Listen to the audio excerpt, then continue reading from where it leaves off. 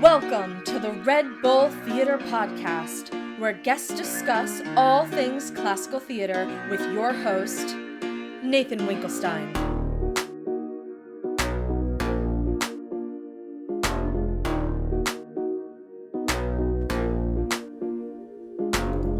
Hello, and thank you for joining us tonight. This evening's conversation will be focusing on Shakespeare's first great villain, Richard III, and the evolution of Shakespeare's writing, with specific emphasis on Richard's famous I am I speech. Our guest tonight is an acclaimed classical actor and Red Bull Theater stalwart who has wowed Red Bull audiences with his performances in Revenger's Tragedy, Duchess of Malfi, Edward II.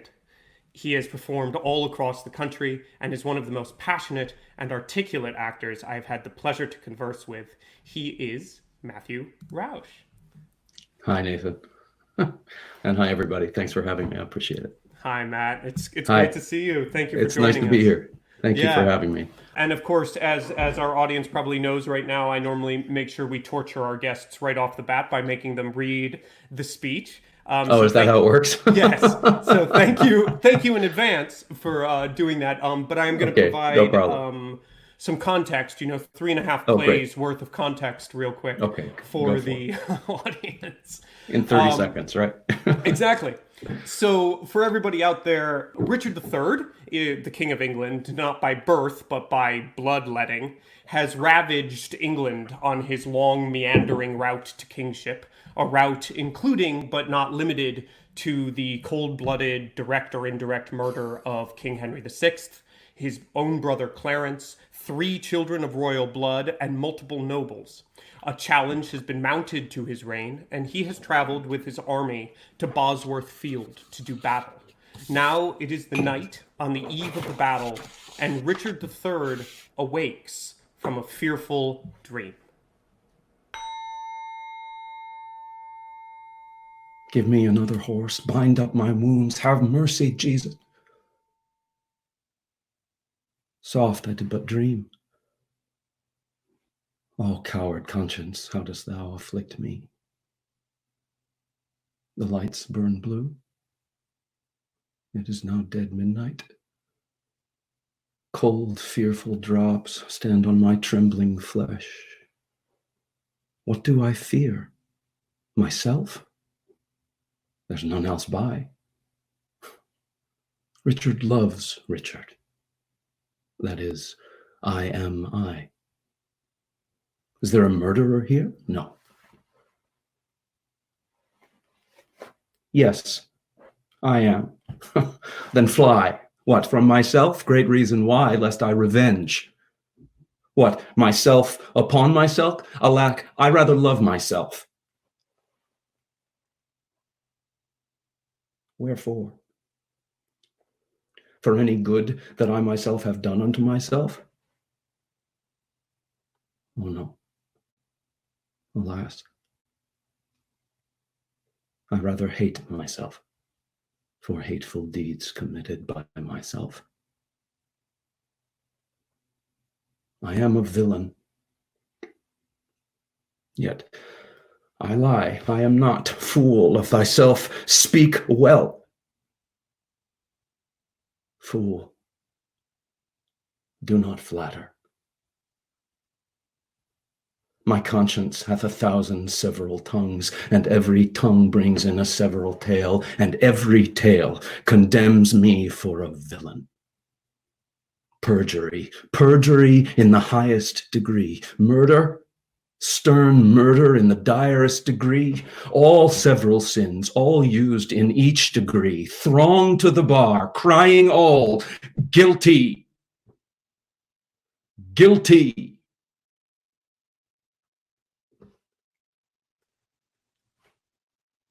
I shall despair.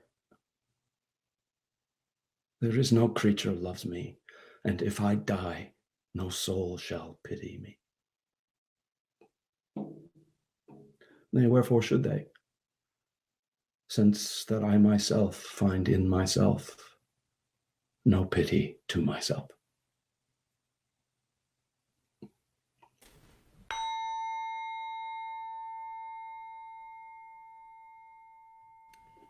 Thanks, Matt.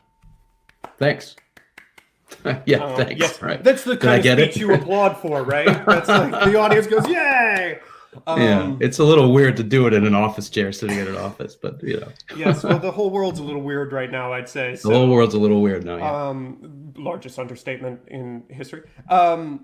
So you've performed this role at Shakespeare Theatre Company DC. I did about a year and a half ago. Yeah. Helmed by David Muse, and it was a piece that I was it was a play that I was interested in discussing on this series. And when I reached out to you, I actually think I reached out to you and suggested the "I'll have her, but I shall not keep her" long speech. And yes, you did actually. The end of the Lady Anne scene. Yes. Right, and you countered wanting to do this one, and after listening to you do it, and actually after having done my research before it and reading it, I can very much see why, because this is a part of Richard. I think for most of us who have this idea of Richard from the entire tetralogy, he doesn't seem like the person to have this speech. No, it's a very unusual speech for this play, and it's really I found it to be very surprising when I came across it when I was learning the role. When I was offered this role, I, to be frank, was not particularly familiar with the play. I'd seen it a couple of times, but I had never really read it seriously. Actors fantasize about playing roles. It never occurred to me to fantasize about playing Richard III because I never thought I'd have the opportunity. It's such a mythical role that when I was offered the role, I was like, wait, you've got to be kidding me. I thought it was sort of a joke. So when I dove in, the play sets up, at least in the first sort of 3.5 acts, very traditionally, almost like a Jacobean drama. He speaks to the audience. He tells them what he's going to do. He starts to do it. He refers back to the audience. He says, see what I'm doing. Isn't it going great? Or this is a problem, or this is what I have to fix. And these are the people I'm going to kill. And then you get to this moment in the play. What you didn't tell the audience is that right before this, he has a terrible dream in which all of his victims, the young boys, Buckingham, Clarence, his brother, all Lady Anne, all come to him in a dream and wish him death at Bosworth Field. It's sort of a terrifying dream, and the way David staged it was quite terrifying. And so he wakes from this dream alone in his tent, terrified in the middle of the night. And then you have this kind of existential moment in a play that is not known for its existential moments. No. And I was really fascinated by it. And having played other roles, both in the sort of very traditional Jacobean roles, and also I played Macbeth. Anyway, I was fascinated by the speech, and I talk about this speech a lot when people talk about this play. And so I was really interested, obviously, when you called and said, let's have a conversation about it. And I was particularly interested in this speech because I think it's a very surprising piece of writing from this young writer who, as he gets older and more sophisticated, is going to dive into among the more profound examinations of psychology ever put on paper. But Richard is not known for that, except in this moment, which I'm interested in. So you've opened up a couple avenues there. Sorry.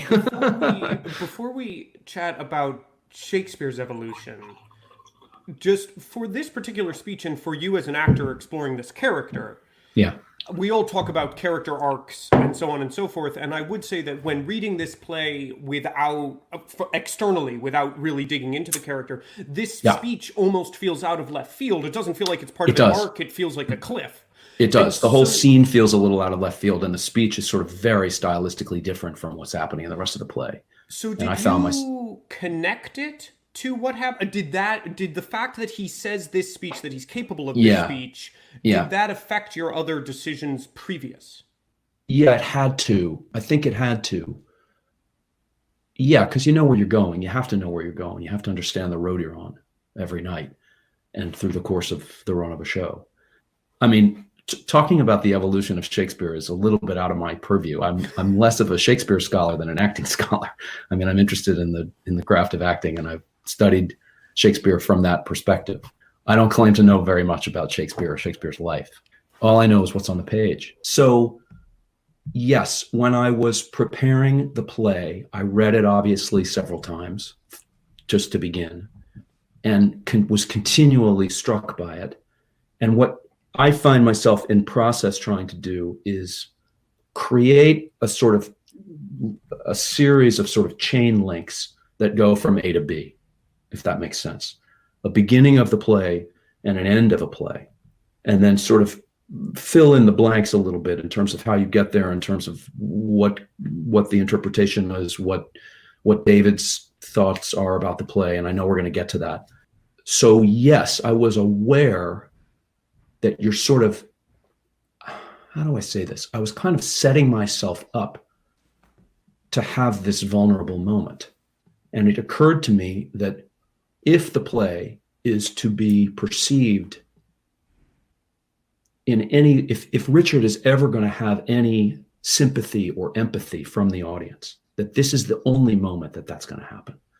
To see him as a real person, which he never manifests at any other moment in the play, or if he does, it's very, very tiny little things that are easily missed. You know, he walks on stage and says, obviously now is the winter of our discontent, but in that speech, he says, here's what's going on, here's how I feel about it, and here's what I'm going to do. I'm going to kill all these people. Let's see if it happens. If it happens, great. If it doesn't, I'll be dead. Life's not worth living anyway, because my life is terrible. Right. And so to get from there to this speech, you're not going to sympathize with this character. Part of the fun of this play is sort of enjoying his fun in the play. Aren't we having fun? I'm a villain, and this is great. Let's kill some people. And if the play's going good, people are sort of with you, and they're like, oh my God, I can't believe he did that. My goal and David's goal in this moment was to have people go, oh my God, there's a person there. This almost like, not like this poor guy, but, oh wow, there's a human being in this, under this carapace of evil. And we had a physical carapace in our version of the production. And in this moment in the play, that carapace was missing. I was actually unbraced for the only time in the play. So we leaned into it a little bit. If that makes any sense. Oh, absolutely. So you say that it's a discovery for the audience to see that Richard is human. And I hope so. Richard himself, in kind of the cliffhanger for this play in Henry VI Part 3, very much says that, if I had to sum it up, basically says, I am not human, I am other, I am I, or yes. I am like no brother, I have no brother, I am like no brother. And this word love, which graybeards call divine, be resident in men like one another, and not in me. I am myself alone. Exactly. And that's a very different, I am myself alone is a very different thing from saying Richard loves Richard. That is, I am I. You know what I mean? Oh, yeah. And I knew that speech from when I was a young actor. I used to do that speech as a monologue, down to hell, and say, I sent thee thither. I that have neither pity, love, nor fear. And then, I mean, it's a great speech. It's an incredible speech. But it's totally Jacobean. It's totally like, I'm the bad guy. You know, I came into the world with my legs forward. The midwives wondered and the women cried, oh, Jesus bless us. He is born with teeth. You know, he's this monster saying, I am a monster. I'm going to kill everyone. I'm going to be king. And so that's or I'm going to try to be king. So my question then is, did you play it then that he is putting on a show to cover his humanity, or he truly believes this, that he's not human until this moment, that he is other? I believe it's a bit of both, actually. I don't think it's I don't think it's binary. I don't think it can be binary for a character like this. It's a big question. I believe that Richard is inherently a vain person. He is a person with a disability. People know that he is disabled, and I know we're going to get to a discussion about the disability at another point, but he spends so much time in the play talking about his disability that I was interested in a person who is trying to look normal to the rest of the world. Normal, I don't mean to be a triggering word. I just mean that he's trying to look not disabled, I should say, to the rest of the world. That the effort, the vanity, the absolute willpower that it takes for him to look like everybody else is immense. So that he is aware of his difference with everyone. And that psychological awareness makes him want to be like everyone else. Do you know what I mean? So that he wishes he could be like everyone else. And I believe that that's laid into the first speech in the play, the Winter of Our Discontent speech. This kind of self-loathing of his own image, his inability to seduce women, his inability to appear pleasing to the world, that underneath is bubbling this person who has never been treated like a human being. All he's been treated is like the third brother, who's a fighter, a great soldier, and a monster, as he describes himself. Yeah. And as other people describe him in the play. Yeah. So that by the time you get to this speech, my hope was, and my goal was, that by the time we got there, there was an opportunity to sort of see what's underneath, to sort of open up and look inside and go, oh, this is a really damaged, screwed up guy. Excuse me, that's obvious for any sane person watching the play, but to actually see the pathology at work, I don't know necessarily how successful we were at that, but that was the intention, sort of. And that's what I came up with in the months that led up to the first rehearsal. And then David was on board with that, and so we sort of went from there. I mean, it's fascinating hearing you say this, because I do think that if this monologue did not exist in this play, yeah, I think it would be very tempting to see this character as a hyper charismatic and enjoyable, but fundamentally two-dimensional. That's exactly villain. Right. That's exactly right. He's two-dimensional without this speech, I believe. I don't mean two-dimensional like he doesn't lack imagination. None of Shakespeare's characters lack imagination.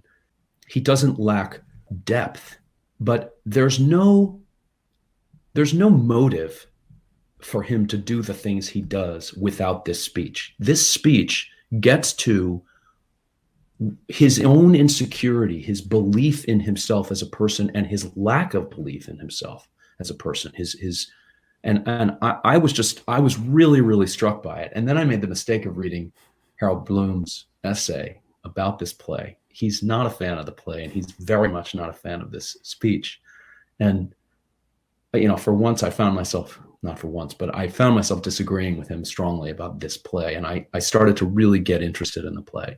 And that it was actually the discovery of this speech early on in my prep process that really made me excited about it. Because I didn't remember this speech I had seen several productions of the play, and I didn't remember it from productions of the play. And I was struck by the fact that I didn't remember it, because to me, it feels like the heart of the play, which often comes in Act 4 for these characters, or the end of Act 3. And then all of a sudden I was like, here's the heart of the play, and I don't remember this. So it was just an interesting discovery. I agree completely. So I saw a production right.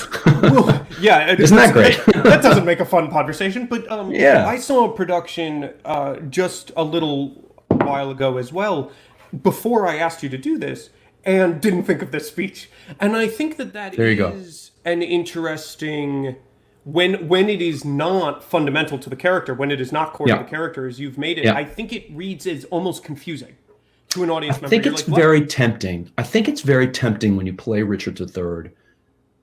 I mean, no disrespect, but even Olivier did this. It's very tempting to play the end of the play at the beginning of the play. I mean, we know he's a bad guy. We know he's going to kill all these people. But if you look at that Olivier film, if you go back and look at the beginning, he sort of looks into the camera and he goes, "Now is the winter of our," and you're kind of like, the play's over. Like, I know what's going to happen. I mean, I love Olivier. He was a great actor, and that performance is pretty amazing, the levels that he finds in it. I didn't watch the whole film when I was prepping this, so I haven't seen it in a long time. But he kind of twists his mustache from the beginning of the play. And I think if you do that, you lose. There's so much more ground to cover in this moment of the play. This kind of, to have this person who is so deadly, who is so twisted in his mind, who is so murderous and ambitious and venal, to be truly undone by a dream and question his existence like Hamlet. is really an opportunity, I think, for an actor to kind of go to sort of travel a long distance, if that makes any sense. Absolutely. And not to get into a conversation that maybe neither you nor I are actually able to have, but about the evolution of Shakespeare's. It is interesting that, of course, you described it as the first 3 acts of this play, but really it's the first 3 2/3 plays of Correct. This. Yeah, I'm unfamiliar with the Henry VI plays. I don't know them very, very well. I know that he wrote all 3 before he wrote this play. This was, yes, I believe, the 5th play that he wrote. I believe it was published in 1590. I want to say 2 or 3, but I'm not 100% sure. Yeah, I don't know where Comedy of Errors and Taming fall in there. They might have both been before. It's a little... Someone out there probably knows and is writing it in the Facebook chat right now. Sorry, Shakespeare scholars. We don't know exactly. But, I know it's an early play. And it's when I started the play, David Muse, who directed it, who runs the studio theater in Washington, D.C., David said to me, it feels like a young playwright's play. It's a young playwright trying out a lot of things. The play sort of extant is very, very long. It's a little bit unwieldy. If you do the play, it's almost impossible to do it without adapting the text. First of all, because it could be 4 hours long. And second of all, because there's all this English history stuff that, frankly, to an American audience is just, right over your head. You're just never going to understand who these people are, why they're doing what they're doing. And he said, however, there's this kind of kernel of great villain sort of laid into this thing. It's like his first attempt at writing this kind of great Jacobean villain, And David said to me at some point, and this is, I think, actually the best sort of conceptual direction he gave me. He said, imagine Shakespeare had written a play and said, I'm going to write a great villain, and I'm going to write a great villain who's a great actor, not a good actor, but a great actor. So that in every single scene, he is acting differently. He's a true sociopath. And this is sort of another conversation, but he wrote it for Burbage. He wrote the role for Burbage. This I know. Burbage is the first person to play it, which is intimidating enough when you go to play these roles. Mm-hmm. And Burbage was obviously a great actor, the greatest of his time. And the ability to be a true sociopath, to believe in every moment of the play a slightly different point of view.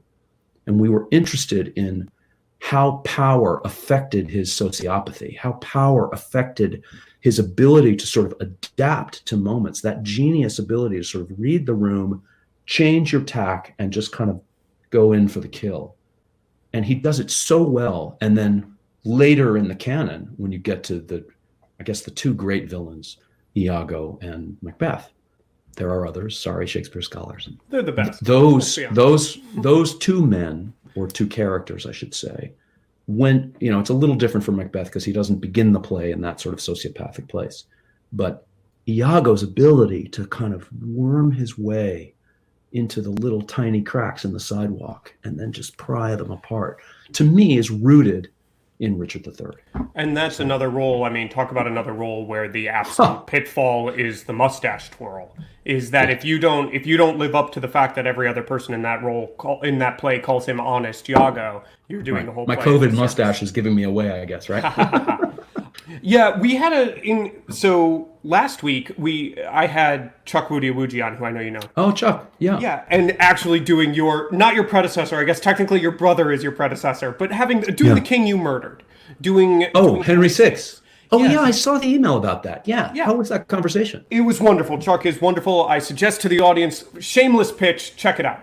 In that, Chuck made I think it's a point that we all know, but then sometimes forget to articulate, that the definition of drama, actually quite literally in terms of the Greek, the definition of drama is turbulence. Mm-hmm. And that an internal character's drama means that there has to be some internal clash. So for Henry VI, he was a king who didn't want to be king. And but it is interesting that it almost seems in this character that Shakespeare figures out that a great villain is only great if there's something internal that is going on as well. He can't be flawlessly a perfect villain. That's very good. And this speech gives it to him. It gives him that other side. Yeah, it's I mean, fascinating. it's, to me, my acting teacher, my sort of great acting teacher, Ron Daniels, who used to work at the Royal Shakespeare Theatre and Royal Shakespeare Company and is now in the United States and is still a mentor and friend. He used to say that it's very important to find a sort of contradiction in every moment of the play, the things you want and the things you need, and to take those two things and put them in opposition to each other, actively in opposition to each other while you're playing in a scene. And it's not always easy to do in this play at the beginning of the play, because it was hard for me to sometimes figure out what the opposition was, the internal opposition, not the obstacle. I mean, Lady Anne is a good example, right? The obstacle is that Lady Anne is never going to want to have anything to do with him. She, he killed her husband, he killed her father. She's, absolutely not, That's the obstacle. It's very, very clear what the obstacle is to overcome in the scene. Right. But the contradiction, the internal contradiction, is hard to find. Once I found this speech and discovered this speech for myself, which I think speaks to his kind of existential insecurity of his place in the world, of his existence, of why he is there, and this gets back to your original question. I guess I did immediately sort of lay it on top of the psychological world of the beginning of the play, so that I've never actually thought about this before, but it occurs to me that even at the opening moments of the play, that Richard who exists in Act 4 was sort of bubbling underneath. And that served as something to sort of bounce off against always. Yeah, in some ways it feels like you take it, and you've made me a believer, as basically his touchstone. It is his true center. Yeah. Can I ask before because you've mentioned Macbeth a couple of times, and I think the Macbeth Richard 3 symbiosis/differences are fascinating, and I'd love to get into it because I know you've played that role too. Before we do, there's two relationships in this play between Richard and other characters that I'm fascinated by, and I just love your opinion on them. Sure. One is, and you can handle them in any order, is him and Margaret, perhaps the only other person in the tetralogy who is his equal in some ways in terms of viciousness and power. And then and the only character, by the way, other than Richard, who goes through the entire tetralogy. She's in the whole thing. Yeah, and actually, I'm not sure. Again, we'll get a Facebook comment. Maybe I'm wrong. Sorry. No, she's definitely in all of them. I'm actually not sure if Richard shows up until part 2. Okay. Fair enough. But he's certainly spoken of. And then the other one is, since he brings her up quite a bit, and there is a scene, is his mom. So I'm curious about the relationships with those two women. You can tackle them in any order or ignore the question. Margaret's complicated. His mother, I don't even know where to begin. I think in some ways, Richard's Achilles heel are women. He doesn't know how to see women. And this is a very, very 21st century way of interpreting a play, and I completely acknowledge that. But it occurred to me that he doesn't know how to see women in any way other than objectified. And they are simply things to him, things to be manipulated, things to be seduced, things to be thrown aside. He's discarded. Yeah, he's so damaged. The psychology of this man felt very, it's interesting. His psychology felt very clear while I was in it and playing the role. And now that it's a year later or a year and a half or whatever it is, it feels very murky to me. That's not true, interestingly enough, with Macbeth, which is a much sort of cleaner, simpler, shorter, sort of knife-like play. I had a very clear idea of what I wanted to do. Darko, who directed it, had a very clear idea. We came up with a very simple interpretation. We made some unusual choices. And I can remember, I don't remember all the words, but I remember the kind of psychological journey through the play. This play feels a little more murky to me. I think part of that has to do with the youngness of the writing. I think part of that has to do with, to be perfectly frank, some murkiness maybe in the production that might have come from me or that might have come from other things. I think I've really punted on your question, though. Yeah, I'm trying to decide. I'm trying to decide how much to pin you down on it. I mean, the reason there's a couple of reasons I'm. Tell me why you bring it up, and then maybe we can talk about it. So I bring them up for two different reasons. I bring up Margaret because it's an easy thing for me to say at the top of the conversation that Richard III is the first great villain. I'm actually not certain that's true. I think Margaret may be the first great villain, and so her, whether or not you decide she's a villain. But that speech on the molehill is wild. And so it's pretty great. There's this sort of, and the give and take in that first scene where Margaret shows up and Richard is there and they're sort of playing this, they're fencing while the others are observing. They're in the court. Fencing. That's Act 1, Scene 3, I believe. Yeah. Might be Act 1, Scene 4. Feels like two equals going at it, to me as I read it. Feels like two equals going at it in a way that one almost never feels Richard engages with.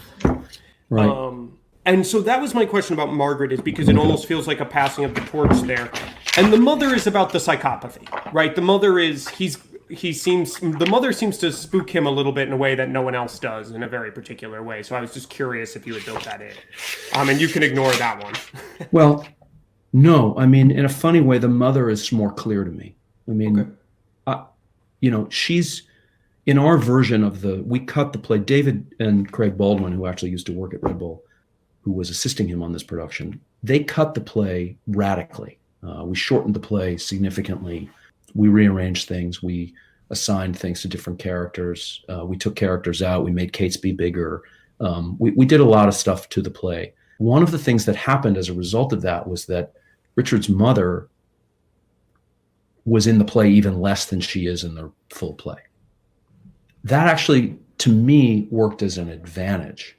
That amazing scene where she sort of turns her back on him at the end, I think it's at the end of Act 3, but I don't remember exactly. Felt to me the other moment when Richard is truly undone. It's the moment in which he wants things the most. And what he wants the most is the thing that he's never had and the things he's never going to get, which is for his mother to love him. Mommy didn't love me may be trite, but it's a really, really great way to activate your psychology in a performance. And Sandra Shipley, who played the role, was magnificent. She's incredibly heartfelt and she's incredibly tough.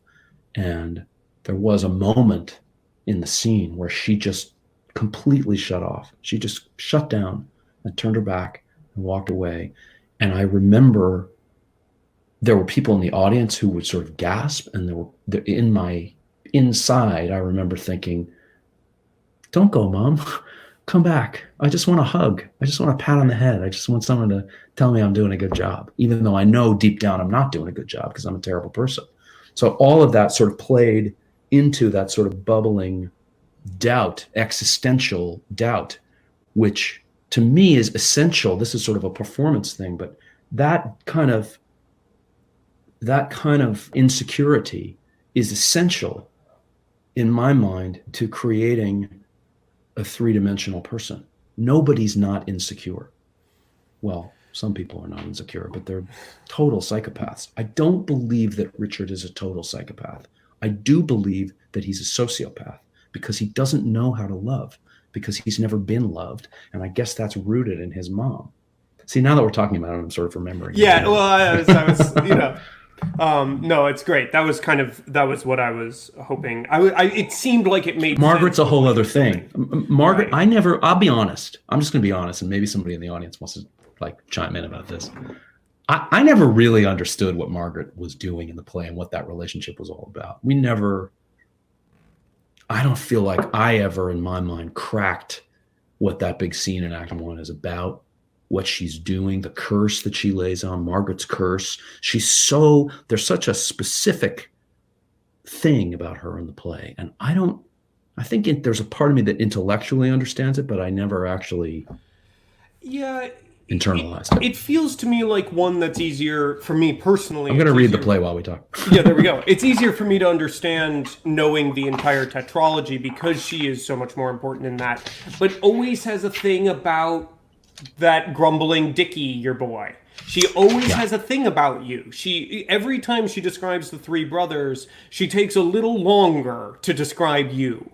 Yeah. And it's just an interesting, I've always wondered about that kind of transference of one villain to the other passing, ships passing in the night equals conversation. But we don't need to, I don't need to pin you down on that because I really am curious it's about okay. Macbeth. Oh, yeah. So I've heard of that play. Yeah, it's and luckily neither of us are in theaters, so we're all good. And actually, I'm realizing before I get into Macbeth, cliffhanger. Yeah.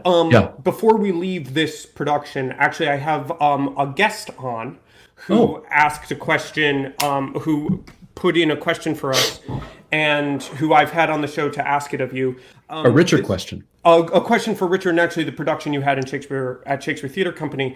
This is June Barfield. She's an acting coach and a writer in LA, and she had a question about the production you were in. Go ahead, June. Hi. Hi. I loved your reading, by the way. Thank you very much. It was very close to what I would have imagined it to be. Did you have a different interpretation of the character in the play prior to this production with Mr. Muse? And if so, what was it? A different interpretation. Well, I think, to be perfectly honest, I had never really explored the play deeply before I got this role. There were roles, and are still roles, that I'm dying to play. Richard felt so, as I said to Nathan at the beginning, so mythological to me that I never really sort of went there in exploring it. I had never had an opportunity to work on any of these speeches as a student. It's a play I did not know well. The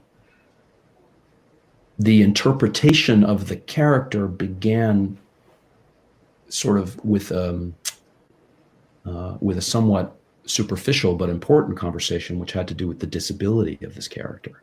That's where we started. I was very self-conscious about being a not disabled actor playing a disabled role.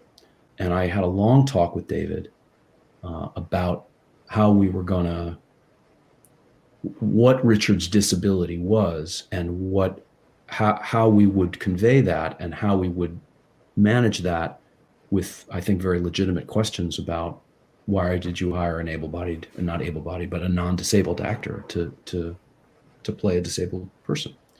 That was the root of the interpretation of the role, was coming up with a disability that felt real, but was not, oh, Richard's in a wheelchair, or Richard has polio, or Richard is, I felt very uncomfortable about that stuff. And so we essentially just made it up. And in making it up, that gave us freedom, or I think that gave us freedom to, in some ways, expand the psychology of this person. And then when I discovered that Act 4 speech, not to make too nice a bow on this, but when I came to that Act 4 speech, it actually dovetailed really nicely with this kind of invented version of Richard, who was both fantastical and sort of more real. And that, I don't know if that fully answers your question. Can I perhaps expand on the question a little bit and ask if this is one of those roles that you are interested in doing again? And if so, do you? Are you have offering? Where? Yes. If you absolutely. Do you have 100%. anything you've learned from the first production that you would want to do? You would want to, let's not say do differently, but you would want to evolve in a certain direction with for a secondary production? That gets into a slightly tricky place because that, it's hard to talk about productions that you've done before and feel, I don't necessarily feel comfortable being critical of the production that we did, but I know that's not your intention at all, but I was aware that there were things that I felt like we missed, that we focused on sort of in lieu of focusing on things that I felt personally were important to focus on. So, just different priorities. June, just to go back to your question, I've been thinking about your question. Sorry, Nathan, I'll come back to you. Please. The real answer to your question is I didn't have a different interpretation from David because I didn't have an interpretation. I was kind of making it up. I was prepping the role as I was meeting with David. We met 3 or 4 times before rehearsals began, as I was in the process of learning the words, which is, I'm always interested in these larger roles, and you have to know the words before you go into rehearsal. You're just really screwed. There's just no time. And so I was having kind of extensive conversations with David while I was kind of pouring the play into my head. And so we were very like-minded, particularly in that process. I think in rehearsal things changed a little bit, as they have to change. It was a big production. There were a lot of actors. We were doing other things. There was this whole kind of series of movement sequences in the play that didn't really involve me and that were incredibly elaborate and required a lot of work, frankly. And so David and I were less connected during the rehearsal process than I think I personally would have liked. I'm not critical of him for that. I just think that was that's what happened. So to answer your question, no, we didn't have a different interpretation because I didn't have one. And sort of to answer your question, Nathan, if I were going to do it again, I'd love to do it with David, but I'd say to him, I want to be more connected with you during the rehearsal process. I want you to get into my head. That's very, very important with plays like this, with roles like this, to have a partner, someone whose hand you're holding, who can see you from the outside, who is saying, who is modulating things and talking to you about, or at least for me, it's important to be talked to about the minutia of what are happening, because by hooking into the minutia, the larger sort of umbrella grows more sophisticated, I think. Does that answer your question, June? I hope so. Yes, you did. Of course, I would have loved to have seen the production. If I had seen it, I'd have probably a deeper question to ask you. But I can understand not visiting this character. I can understand a lot of actors not visiting this character. It's too mythological. So many. I mean, it's Burbage and Olivier. I mean, who am I? I saw Sir Ian McKellen play the role. I mean, who am I to play Richard III? I know. I'll tell you. Nice. I'll tell you a funny story. I was in a hotel room. I got a call from my agent. I called her. I was working on a TV show. I called her back and I said, "What's up?" And she said, "Do you have any interest in going to the Shakespeare Theater to work on Richard III next winter?" This was, I don't know, in like September or August or something, and it was starting in January. And I said, "Which role?" assuming it was Buckingham, because people have said to me for years and years, "You should play Buckingham. It's a terrific role. You'd be great." And I didn't really know the play very well. And then she started to laugh and she said, "Richard." And I said, "What are you talking about? No way. There's no way they offered me this role." So it was very, very thrilling. So to answer another question that I didn't answer before, absolutely, I would like to return to this play. I'd return to this play in a heartbeat. It's such a great role. It's such a great ride. It's really, really fun. June, thank you so much for joining us. Thank you, June. It's really been great having you on. Nice to meet you. Nice to meet you, indeed. And for any of you who's interested in June Barfield, she is an acting coach, and you can actually find her blog if you look her up in LA, if you're interested in that kind of stuff. And I believe she is actually writing a post soon about this play on her blog, so keep an eye out for that. This is always our problem, Matt, whenever we talk, we burn through an hour like this. So what time is it? Oh, wow. It is, so much for Henry V, all that stuff. But I do think that we've chatted a little bit. Look at all these speeches I looked at. Come on, Nathan, what are we going to do, man? I know, we'll talk to Jesse and maybe we can do a two-parter. Great.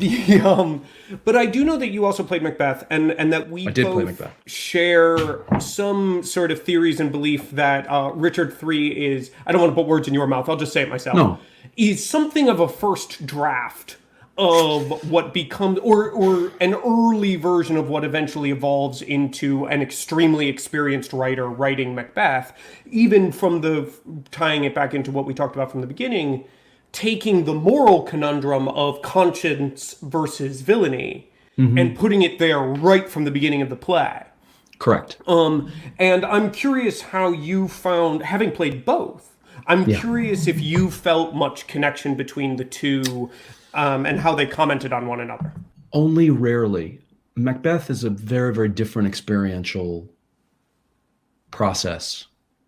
That play is so dark and so supernatural. Those of you who have heard me talk about this play will forgive me for repeating myself. I've always believed that the proper interface with Macbeth is sort of true horror. That the laughs in that play are hollow laughs, and the darkness of that play is sort of manifest.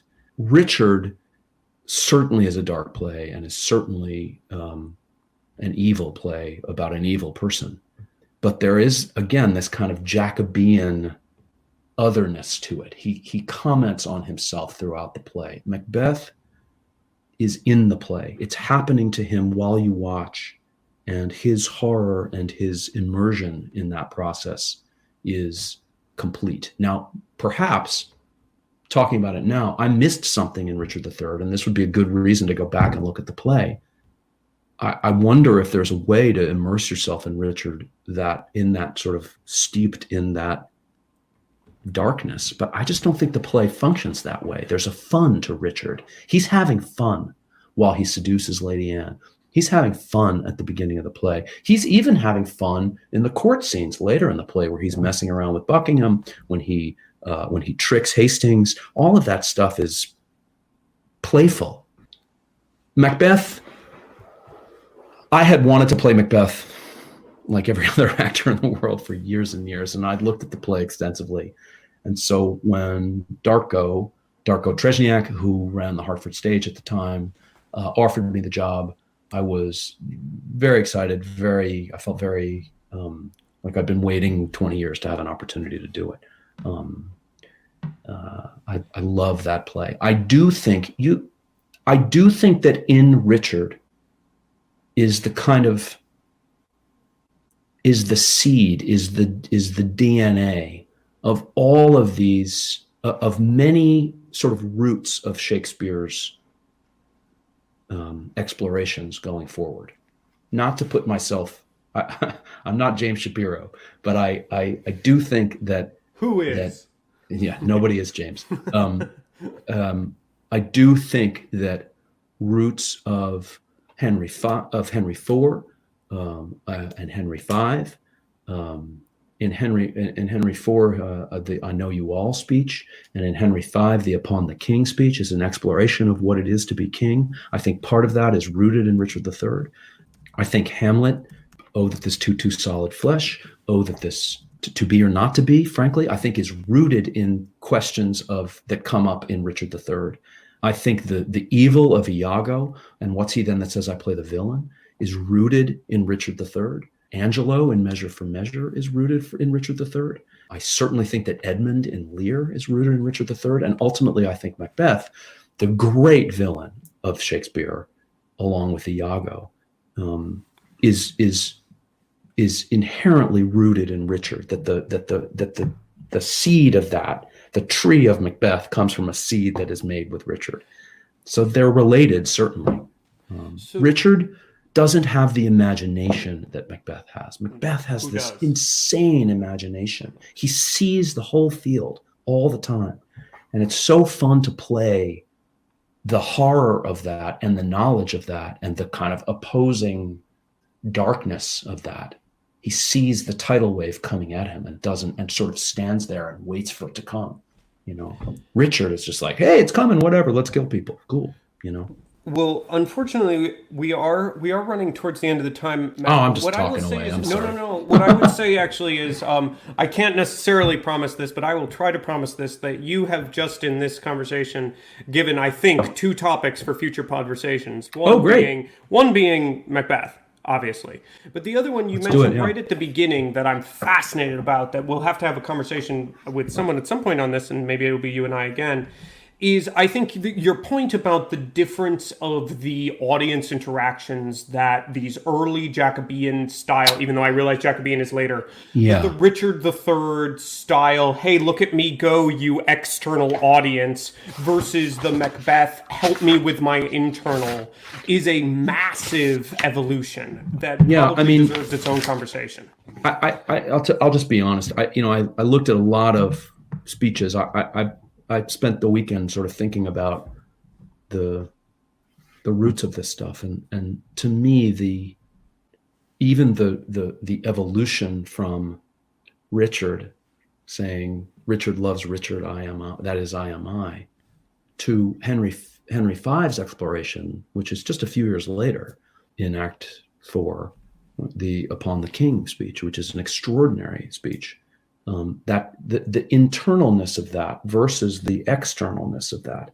And then Macbeth is an extreme example, and in some ways a great example because it's such a late play. Macbeth's ability to say to the audience, this supernatural soliciting cannot be ill, cannot be good. So to actually present a problem that he is having, that he is working out while he is interacting with the audience, that's very different from Richard saying, here's what I'm going to do.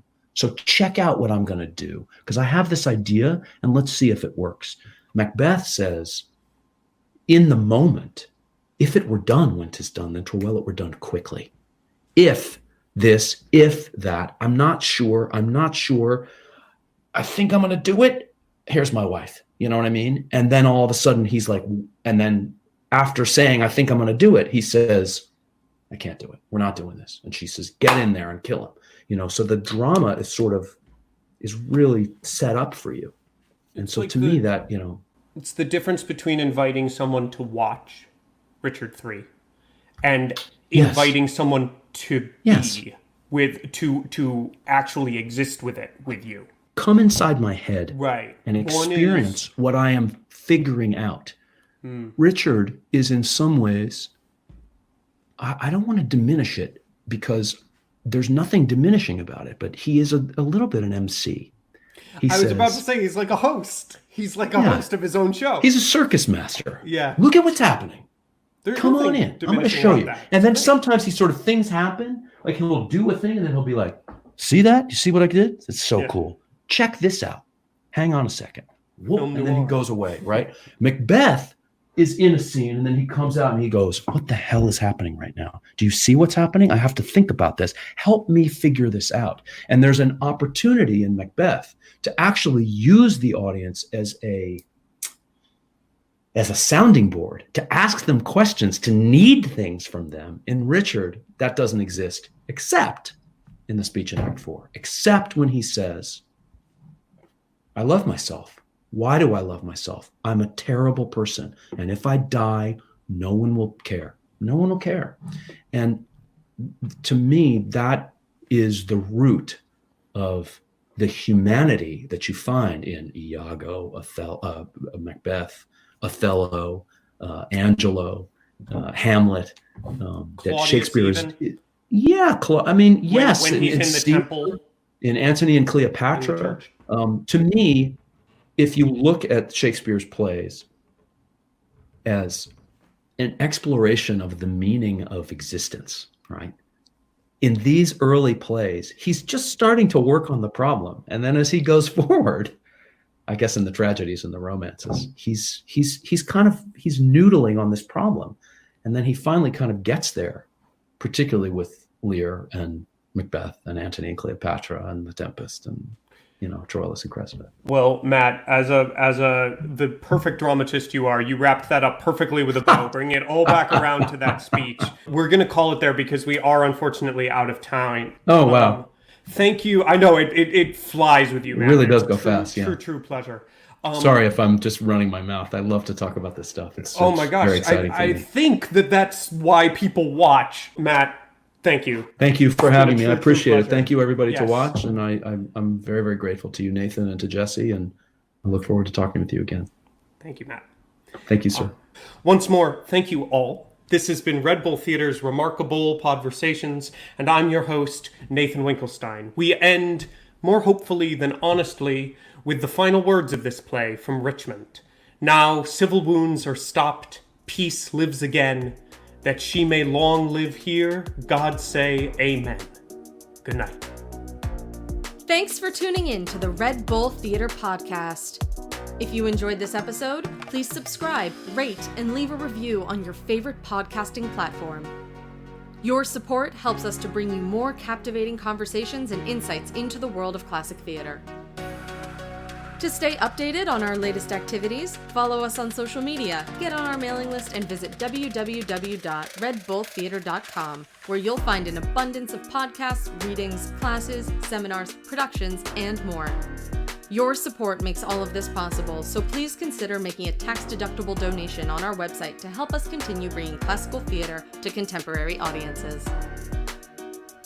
Until next time, thanks, and ever thanks.